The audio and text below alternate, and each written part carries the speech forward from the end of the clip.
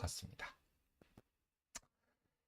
그러면 이제 그 마지막으로 트레이딩 아이디어라고 제가 요즘 맨 마지막에 이제 그 연합에서 화요일 날 하는 부분들을 이렇게 이제 만들고 있는 거고요. 그래서 두 가지 뉴스들, 큰 카테고리 뉴스들을 뽑았던 게 이제 그 워렌 버펫이 셀 차이나하고 바이 재팬을 하고 있는 부분. 그 다음에 그 하나는 이제 미결제약 그 이제 선물 포지션들, 헤지 펀드들 S&P 선물 포지션들이 엄청 매도가 많이 쏠리고 있고, 그 다음에 미국 국채, 장기 국채가 엄청 쏠리고 있다라는 거 두 가지 뉴스들을 이제 블룸버그에서 가져와서 한번 같이 그거에 대해서 어떻게 생각을 하는지 말씀을 드려보도록 하겠습니다. 아까 앞에서도 말씀드렸지만 우에다 BOJ 총재가 통화 완화 정책 계속할 거다. 이게 지금 이제 지난주에 하고 있는 워싱턴에서 하고 있는 G20 재무장관 중앙은행 총재 회의에서 얘기한 거예요. 그래서 인플레이션은 한 2% 이하로 하락할 거다라고 얘기를 하고, 그리고 일본은 계속적으로 임금이 상승할 거다. 여기 근데 가정을 줬어요. 세계 경제가 회복한다면. 그 다음에 IMF는 리포트 나온 데서 다 이제 위험 시나리오를 보면 세계 경기 침체 가능하다고 경고를 하고 있는데, 자기네는 일본은 세계 경제가 BOJ가 이제 예상하기로는 둔화 기간을 겪은 후에 회복할 거다. 그러니까 침체가 아니라 둔화라는 표현을 쓰고 있잖아요. 그래서 자기네는 침체라고는 안 보는 거죠. 그럼 페드랑 약간은 컨센을 보는 거죠. 그 다음에 이제 통화 정책 기존의 대로 하겠다. 근데 여기서 완화 정책은 지속한다고 얘기를 했는데 YCC 정책에 대해서는 언급하지 않았대요. 그래서 이 부분이 이제 뉴스에서는 코멘트를 이렇게 달아줬어요. 그러면은 결국은 이렇게 되면은 금리 상승이 제한된다는 얘기고, 그러면 옌캐리 트레이딩을 다시 하려나? 라고 생각이 딱 들겠죠. 예. 그러니까 예나를 팔고 달러를 사든지 원화를 사가지고 이제 다른 나라 에세를 사는 거죠. 왜냐하면 예나를 빌리면은 더 이상 금리가 올라갈 가능성이 적으니까. 금리가 올라갈 가능성이 적으면 예나가 강세가 될 가능성이 적으니까, 그러면 환율 리스크가 굉장히 적다라고 생각을 하는 거죠. 그리고 금리가 낮으니까 낮은 상태 그대로 두고 여기서 그냥 빌려서 다른 나라 걸 사면은 실제로 채권 투자할 때도 그렇고 FX 트레이딩 할 때도 그런 부분들을 많이 고려를 하니까요. 이재율 아비트러지라는 명분으로 하거든요. 네, 그런 부분에서도 적용할 가능성들이 있기 때문에, 그리고 이게 글로벌리는 통화가 풀리는 역할을 하기 때문에 이렇게 하면 영향이 좀 있을 것 같다고 생각이 듭니다. 그럼 저런 뉴스가 나왔는데 워렌 버핏은 무슨 일을 했느냐 보면은 일본 무역회사들한테 투자를 했고 예나 채권을 발행을 했어요. 그래서 여기 있는 뉴스들을 쭈루루룩 이제 제가 이제 홀릭스에 올려드린 거 눌러서 보시면은 블로머 뉴스 및 기타 뉴스들이 다 뜰 거예요. 그걸 대략적으로 딱 요약을 하면 2020년도에 61억 불, 그리고 작년 11월에 24억 불 투자했는데 지금 130억 불 됐고, 그래서 한 지금은 45억 불 이익이야. 근데 이렇게 많이 벌었는데 지금 보면은 이번에 채권 발행한다는 게 12억 불 발행해요. 그럼 여기 번 돈도 안 하죠. 그러니까 실제로는 벅셔 해스웨이 안에서 보면은 그렇게 큰 돈은 아니다 라고 보시면 될 것 같고요. 금액상으로는. 그리고 이거를 해가, 그러니까 제가 보는 관점에서는 이렇게 채권을 발행해서 뭘 할 거냐 하면, 이 채권 발행해서 5대 무역회사를 추가 투자하는 거예요. 그러니까 여기까지는 자기네가 달러를 가져들어서 이제 외환으로 환전해서 샀을 가능성이 많죠. 특히 이런 61억 불은. 근데 지금부터는 이제 달러를 자기네가 가지고 있는 달러로 사는 게 아니라 그냥 엔화를 차입해서 엔화를 다시 엔화 주식을 사는 거죠. 그러면은 FX 익스포저가 없어져요. 예. 그래서 그렇게끔 뭔가 포지셔닝을 하고 있는 느낌입니다. 그리고 기본적으로 이제 뉴스에서는 코멘트가 뭐냐, 작년 12월부터 이제 이런 채권 발행을 계속 태핑을 했었는데 이때 대비해서는 초완화 정책 철회 기대되면서 금리가 많이 높아진 상태다. 근데 이거는 이렇게 기자가 썼는데, 이 말은 별로 뭐 이게 뭐 예나만 높아진 거 아니잖아요. 달러도 높아졌고 다 높아졌기 때문에 꼭 이 말을 이렇게 이제 쓸 필요도 없고 별로 중요하지 않은 것 같아요. 워렌 버핏 입장에서는 아니 뭐 달러 금리 올라가는데 뭐 예나 금리 당연히 올라갔어야지 뭐 이렇게 생각할 것 같습니다. 그리고 이제 두 번째는 이제 그 워렌 버핏이 TSMC는 매도하고 BYD 지분도 매각해요. 근데 이거 두 개의 공통점은 중국 관련된 회사고 대만 회사죠. 그리고 얘는 중국 회사고. 그러면은 그 지금 현재 조금 아까 말씀드린 게 워렌 버핏이 12년 만에 일본 방문해서 인터뷰에서 나온 얘기예요. 그리고 TSMC는 잘 관리되는 회사지만 지정학적, 여기서 이제 핵심은 이 지정학적이라는 단어예요. 지정학적 긴장 때문에 그냥 바로 매도했다. 그래서 비우호적인 관계가 대만이랑 되면서 지정학적 리스크가 커질 가능성이 있을 것 같아서 그냥 이제 안 한다. 근데 자본 투입을 더 할 곳이 있다라는 표현도 썼어요. 그래서 이 돈을 안 하고 지분을 매각하고 안 하고 일본에다 투자할 걸로 예상이 된다라고 뉴스에 나왔었는데 그게 결국 이 일본 5대 상사였어요. 근데 이 5대 상사가 주로 하는 일은 우리나라 삼성물산 같은 그런 회사거든요. 그러니까 뭐 에너지도 샀다 팔고 뭐 그다음에 식량도 샀다 팔고 아무거나 이제 무역하면서 돈 버는 거 다 하는 거거든요. 그래서 기본적으로 이제 이 부분들이 결국 이제 그 안쪽으로 들어가면 원자재 값들 내지는 식량 관련돼 있는 무역업에 뭔가 투자를 하고 싶어 하는 거 아닌가? 이런 생각이 들었어요. 이 부분에 대해서는. 그리고 이제 BYD도 매각하는 것도 마찬가지로 같은 이유라고 얘기를 했거든요. 그러니까 결국 이 부분 뭐냐? 워렌 버핏이 지정학적 리스크를 분명히 생각하고 있다. 그 다음에 여기에서 워렌 버핏 말고 소프트뱅크도 선불 선도 계약을 통해서 알리바바를 72억으로 매각했어요. 그래서 지금 3년 전에 25% 지분이었는데 지금 3.8% 남았대요. 선도 선불 계약이란 게 뭐냐면 지금 주식을 넘기는 게 아니라 파생 상품으로 주식을 매도하게끔 계약을 하는 거예요. 매도한 걸로. 예.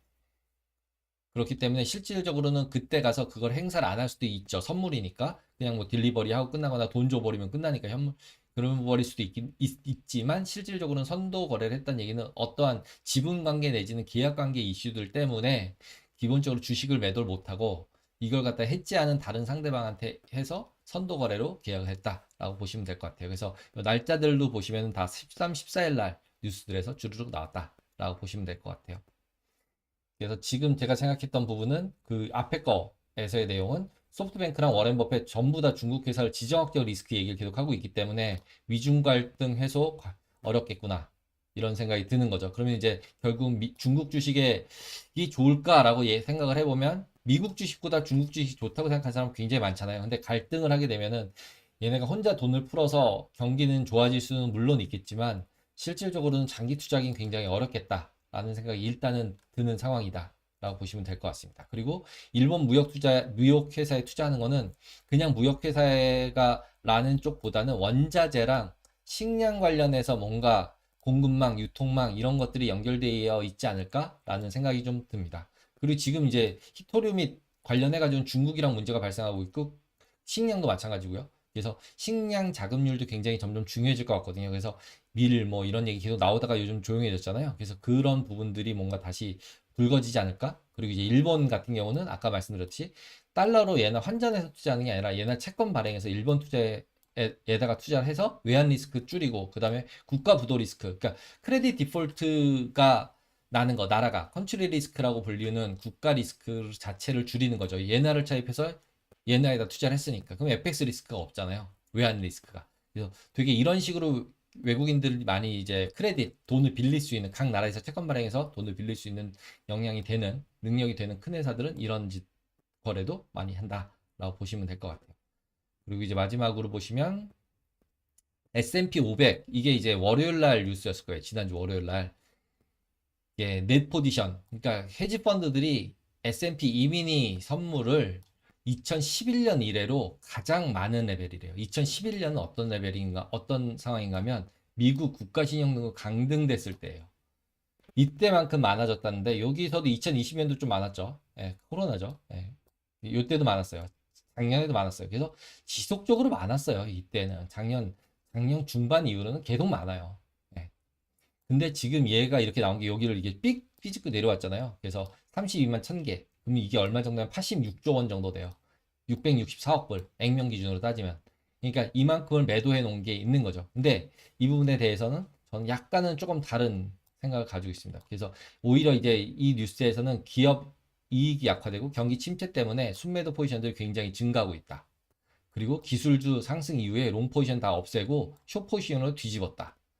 그 다음에 제조업과 서비스업에 대한 데이터를 보면은 경기 침체 우려가 점점 커지고 있고 은행 실적 우려까지 있어서 해지 수요가 발생하고 있다. 근데 이거가 월요일이었었고 금요일 날 은행들 실적이 잘 나왔죠. 그러니까 약간 이건 이제 틀려졌죠. 이미 월요일 거니까. 그다음에 골드만 프라임브레코나 JP모건 트레이딩 팀에서는 결국 투자자들이 경기 침체랑 약세 베팅을 하고 있는 게 지배적으로 많다라고 얘기를 했어요. 이게 이제 뉴스에 나오는 얘기를 요약해 드린 거예요.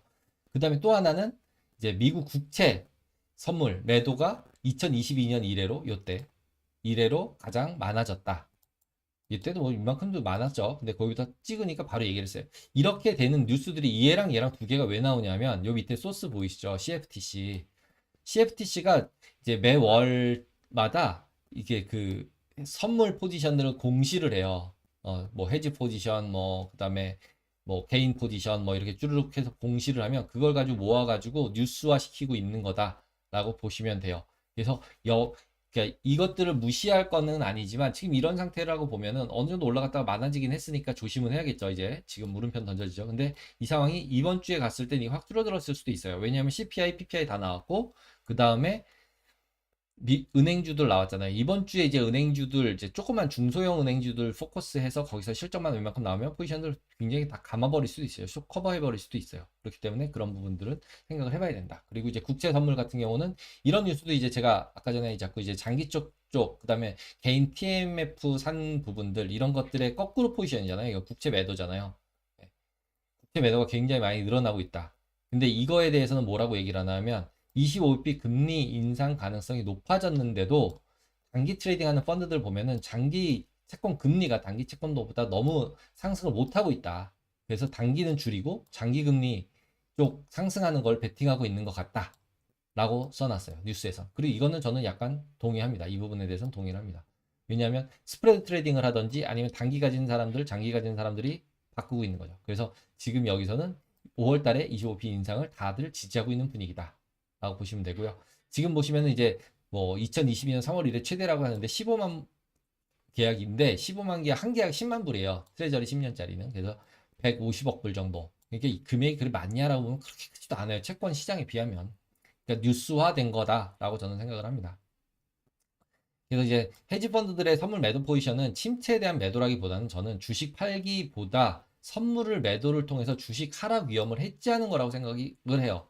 그러니까 물론 위험하니까 해지하는 거 맞아라고 얘기를 하지만 실제로 저 주식을 주가지 선물을 매도한 것보다는 주식을 훨씬 많이 가지고 있을 거고 넷 익스포저로 맞춰 넣으라고 선물을 조금 더 많이 팔아놨을 수는 있어요. 하지만 저거를 완전 하락 베팅을 하고 있다라는 식으로 매도할 필요는 없지 않을까? 제가 약간 이제 뭐 너무 이게 파지티브한 쪽으로 보는 경향이 없지 않아 조금은 있는데 요즘은 떨어지면 사는 쪽으로 계속 말씀을 드리고 있으니까. 근데 어쨌든 이제 급락은 없는 것처럼 이제 옵션에서 보이니까요. 그리고 이제 달러 쪽 같은 경우도 약세로 전환을 했잖아요. 일반적으로 지금 현재 상태는 원화가 조금 안 갔지만 그래서 그런 부분까지도 생각을 해보면 어느 정도는 이제 좀 정리가 좀 되지 않았는가, 안정화될 가능성이 더 높지 않은가 이렇게 생각이 들고 그러다 보니까 이머징 마켓이 더 좋을 가능성이 많다라고 뉴스들이 나오기 시작을 했죠. 그러면 이제 또 롱숏 하는 헤지 펀드들은 무슨 일을 하냐면 이머징 마켓 주식 성과가 좋을 것 같다고 다들 예상을 하잖아요. 그러면은 이머징 마켓을 사서 여는 게 아니라 혹시 침체가 나서 거꾸로 깨질 수도 있는 거 아니에요. 그러면은 미국이 대신 침체가 오면 안 되잖아요. 이머징 마켓 미국이 침체 왔는데 이머징 마켓 더 죽죠.